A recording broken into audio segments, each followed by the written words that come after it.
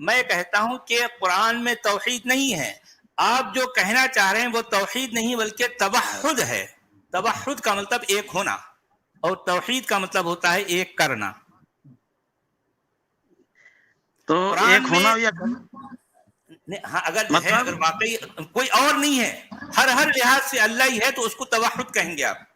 لیکن توحید کا مطلب ہے کہ بہت سارے ہیں ان کو ایک کیا گیا ہے. جس میں کیول ایک جنس ہے وہ عبادت ہے.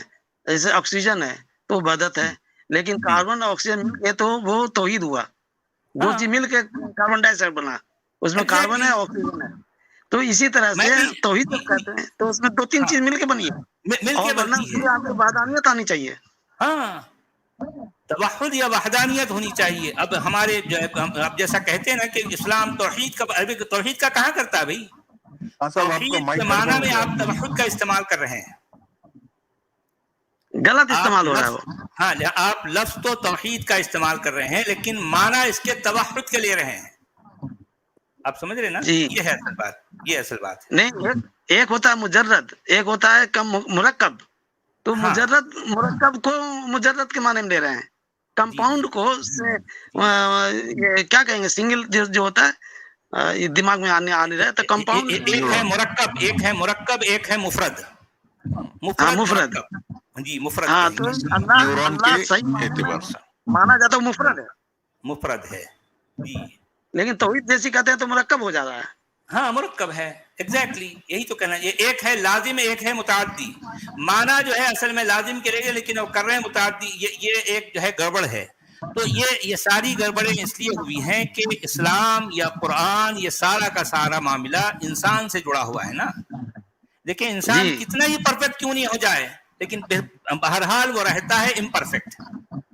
جی جی جی بالکل. انسان اپنے آپ کو ہزار دعوے کر لے کہ میں پرفیکٹ ہوں لیکن پھر بھی وہ امپرفیکٹ ہی رہتا ہے. میں دراصل یہ کہنا چاہ رہا ہوں, اور یہی معاملہ اسلام کے ساتھ ہے, یہی معاملہ قرآن کے ساتھ ہے. مگر ہاں اسلام اور قرآن کے ساتھ عقیدے جو جوڑ دیے گئے ہیں وہ یہ کہ نہیں بھئی یہ تو کسی خالق کائنات کی طرف سے ہے, کیونکہ خالق کائنات پرفیکٹ ہے اور یہ دین اس کی طرف سے ہے اور یہ کتاب اس کی طرف سے ہے تو یہ پرفیکٹ ہے. اصل میں یہ ان کا ایک اندازہ ہے, یہ ان کا جو ہے ایک دعویٰ ہے.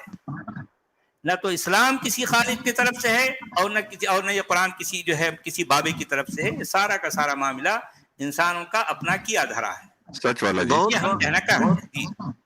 سچ والا جی جی. ہیومن بیہیویئر جو ہے اس کے اعتبار سے ہر مسلمان بچہ اپنے بچپن میں ہی شرک توحید یہ چیزیں جب سیکھتا ہے تو بنیادی طور پہ جو سوال آنا اچھا چاہیے دی خان صاحب, میں ریکویسٹ کروں گا آپ سے کہ آپ جو ہے میوٹ کر لیجیے. ہاں ہاں شور یہاں پھر سے سے شروع ہو گیا, وہ مائک جو ہے ڈسٹرب شروع ہو ہو گیا. گیا. ویسے ڈی خان صاحب کا یہ جو کیا پرابلم ہے ٹیکنیکلی, اگر کچھ لوگ جانتے ہیں تو آپ جو ہے ان کو صلاح دیں, ہمیں صلاح دیں کہ جو ہے ہم کیا کر کے اس کو بہتر بنا سکتے ہیں.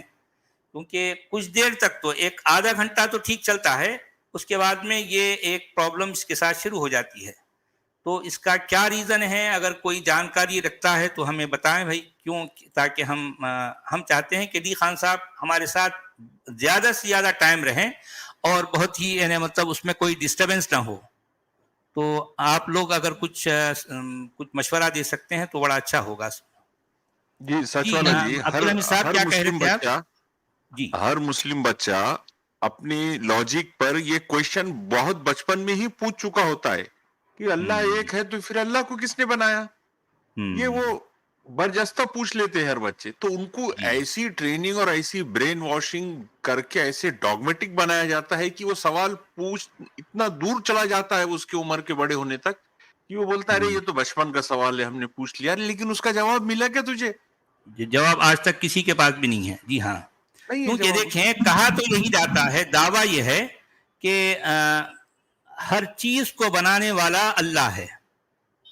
تو جب دعویٰ یہ ہے تو سنتے ہی کسی کے بھی ذہن میں یہ سوال آئے گا کہ بھئی جب ہر چیز کا بنانے والا اللہ ہے تو اللہ کو کس نے بنایا. تو یہاں آ کر جو ہے وہ آگ بگولا ہو جاتے ہیں, کہتے ہیں کہ یہ کوئی سوال ہی نہیں ہے. بہت یعنی چڑھتے اللہ اس تو سوال سے خالق ہے بہت چڑھتے اور خالق کو کوئی نہیں بناتا.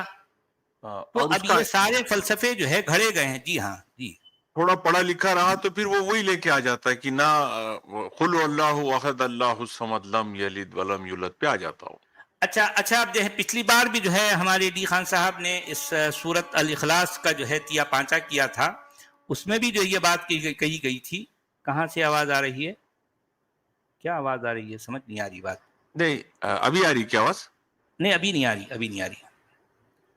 تو میں کہہ رہا تھا کہ سورت الاخلاص کا بھی اگر آپ مطالعہ کریں گے تو وہ اتنی کھوکھلی اور اتنی جو ہے بچکانہ انداز کی صورت ہے. اچھا جب تک آپ اس پر غور نہیں کرتے تب تک تو آپ کو لگتا ہے کہ واقعی یہ ایسی صورت ہے جس میں اللہ کی صفات کو، یعنی جیسا کہ دریا کو کوزے میں بند کر دیا گیا، ایسا لگتا ہے، اس طرح سے آپ کو باور کروایا جاتا ہے. لیکن اگر اس صورت کا آپ کریٹیکل اینالائز کریں تو بہت سمپلی جو ہے آپ اس صورت کو ڈیبنک کر سکتے ہیں، یا اس میں اس کے کھوکھلے پن کو آپ جو ہے واضح کر سکتے ہیں. انتہائی کھوکھلی صورت ہے، انتہائی. سورت الاخلاص انتہائی کھوکھلی صورت ہے. اس کے ایک آیت کل ملا کر یہ 4 آیتیں ہیں، اس کی ایک آیت پر آپ غور کریں تو آپ کو سمجھ آ جائے گا کہ اس میں آخر بالکل ایک بچکانہ لیول سے زیادہ کی بات کچھ بھی نہیں ہے. مثال کے طور پر قل هو اللہ احد، اس کا جو قل ہے، اگر کوئی پوچھے کہ قل کا قائل کون ہے، یہاں پر گول مول باتیں ہوتی ہیں. پھر اگر جو ہے مان لیجئے کہ قل یہ کا کہنے والا اگر اللہ ہے تو وہ ہوا کیوں کہتا اپنے آپ کو؟ کہہ دو کہ اللہ ایک ہے، کہ وہ اللہ ایک ہے. اس کے بدلے میں اس میں کہا جاتا ہے کہ قل انا اللہ احد، کہ تم یعنی اگر مان لیں کہ اللہ خود کہہ رہا ہے، اللہ قائل ہے اس قول کا یا اس کلام کا، اس میں اللہ متکلم ہے، اللہ بول رہا ہے، تو اللہ اگر اپنے جو ہے رسول کو بول رہا ہے کہ اے رسول یعنی اے نبی تم کہہ دو، تو ہونا یہ چاہیے قل انا اللہ احد، ان سے کہہ دو کہ میں اللہ ایک ہوں. پھر کیا ہے؟ انا اللہ الصمد، کہ میں اللہ ہوں اور الصمد ہوں. اس کے بعد پھر جو ہے لم یلد ولم یولد کے مطلب ہے لم الد ولم اولد. اچھا ویسے بھی اور ایک بات یہ ہے کہ یلد یلد یعنی اس میں جو ہے ولد یلد کیوں آیا؟ حالانکہ اس میں ولد یلد الفاظ ہیں، اس کے معنی لیے جاتے ہیں خلق یخلق کیا، کہ اس نے یعنی مطلب نہ تو وہ کسی اور سے پیدا ہوا، نہ تو اس نے، بات یہ ہے کہ وہ چونکہ خالق ہے، ہر چیز اسی سے جو ہے جنا نہ اس کو تو اب کسی یہ نے جانا. جننے کی بات کیوں آ رہی ہے بھائی؟ اصل میں جننے کی بات اس لیے آ رہی ہے کہ عیسائیوں کے عقیدے کے مطابق ان کا عقیدہ یہ ہے کہ اللہ نے ایک بیٹے کو جنا ہے. تو عیسائیوں کے اس عقیدے کی نفی کے لیے، اس کو رد کرنے کے لیے یہ آیت آئی اللہ ہے. نے نہیں، وہ تو مریم نے جانا نا. نہیں اصل میں بات وہی ہے نا کہ مطلب اب یہ یعنی دعویٰ جو ہے عیسائیوں پر یہ ہے کہ یہ مولود کس کا ہے؟ اللہ کا ہے. تو یہ بتایا جا رہا ہے کہ جو ہے یہ مولود اللہ کا نہیں ہے. اچھا بھائی آپ نے یہ لفظ استعمال ہی کیوں کیا؟ ولد یلد اصل میں کسی خدا کے لیے ہو ہی نہیں سکتا، نہ تو اس نے کسی کو جنا نہ وہ کسی سے جنا گیا. یہ بذات خود یہ کہنا انتہائی بھونڈا انداز ہے، انتہائی بھونڈا مطلب انداز. یہ ہے میں کہ تولید کو تخلیق کے معنی میں استعمال کیا ہے. ہاں تولید کو تخلیق کے معنی میں استعمال کیا، لیکن اگر وہاں پر تخلیق کا لفظ استعمال کیا جاتا تو وہ جو قافیہ ہے، وہ جو تک بندی ہے، فٹ نہیں بیٹھتی. وہاں معنی تو تخلیق کے لیے گئے لیکن لفظ جو ہے تولید کا استعمال کیا گیا. اور پھر تولید کا لفظ کیوں استعمال کیا گیا؟ تاکہ جو ہے احد صمد یعنی مطلب الصمد احد، اس کے بعد ولد یلد، یہ جو ہے پورے یہ دال کے قلقلے کے ساتھ وہ ایک آیت جو ختم ہوگی تو وہ سننے والے کے لیے اس میں قافیہ یا تک بندی نظر آئے گی. اس وجہ سے یہ جو ہے اس کو استعمال کیا گیا. معنی تخلیق کے ہیں لیکن لفظ تولید کا استعمال کیا گیا. یہاں تک کہ احد کو 2 بار استعمال کر دیا.